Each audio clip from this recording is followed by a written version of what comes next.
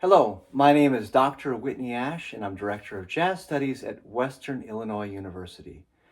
Today, we are going to be playing through the etude that's going to be a requirement for all jazz piano auditionees for both district and all-state jazz bands. It's based on I Got Rhythm, and it's written by the wonderful pianist and educator Joan Hickey. I'm going to start by playing through it and then talk through a couple of different practice strategies.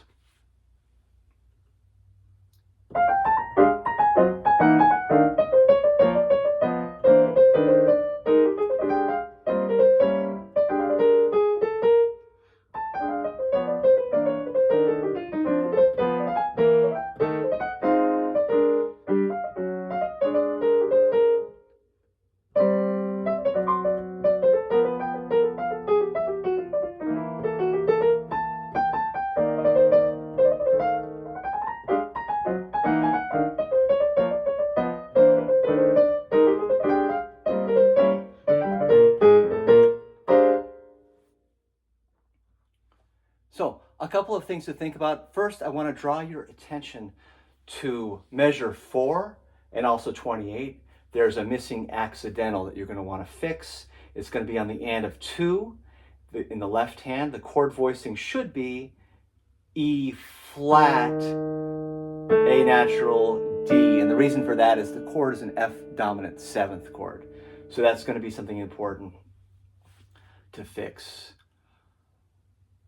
The first thing I would say is that if you're not used to playing this style of music where you're playing with a drummer and a bass player and your hands are syncopated between the two, it's important to work through the hands alone. Do quite a bit of hands alone work, especially with the left hand. So I might put the metronome on all 4 beats and practice the left hand like this.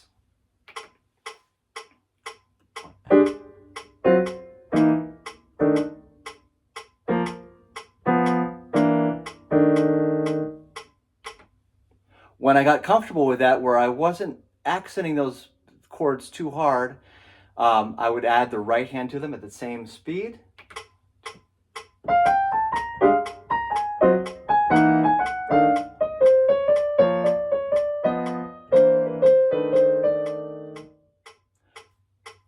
If you notice, I'm always making sure that the right hand is dominant over the left hand. The tendency is often to over accent those left hand figures, and it makes the playing sound a little bit jumpy.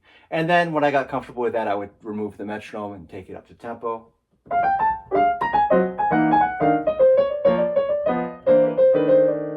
Etc., etc. There's a couple fingerings that I think you should take a look at. In measure 5, you want to make sure you've got a good fast fingering to get up to that high G. So I go 3, 1, 2, 1, 3, 5, 4. Makes it much easier to play that passage. Another passage to take a look at is going to be measure 17 going into 18, that little 16th note flourish. If I start on 1 and go 2, 1, 2, 1, and get up to 5, it's going to make that passage very easy. There's a little note that says, feel free to use your own comping. And if that's something that you're comfortable doing, I strongly encourage you to do so. One thing you might want to think about, and this is something that Phineas Newborn, for whom this etude is dedicated, does quite well, and that's using some of the space in places like measure 8 and measure 16. So if I was going to add my own comping at measure, just for an example, I'll go for measure 14, and notice how I'm going to use a little bit of left hand comping to fill up measure 16.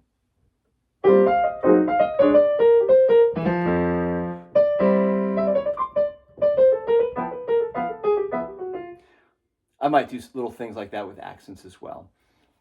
I hope these practice tips have been helpful, and I wish everybody the best of luck. If anybody has any questions, please feel free to email me. My email is at the bottom of the screen, whitneyash@we-ashe@wiu.edu.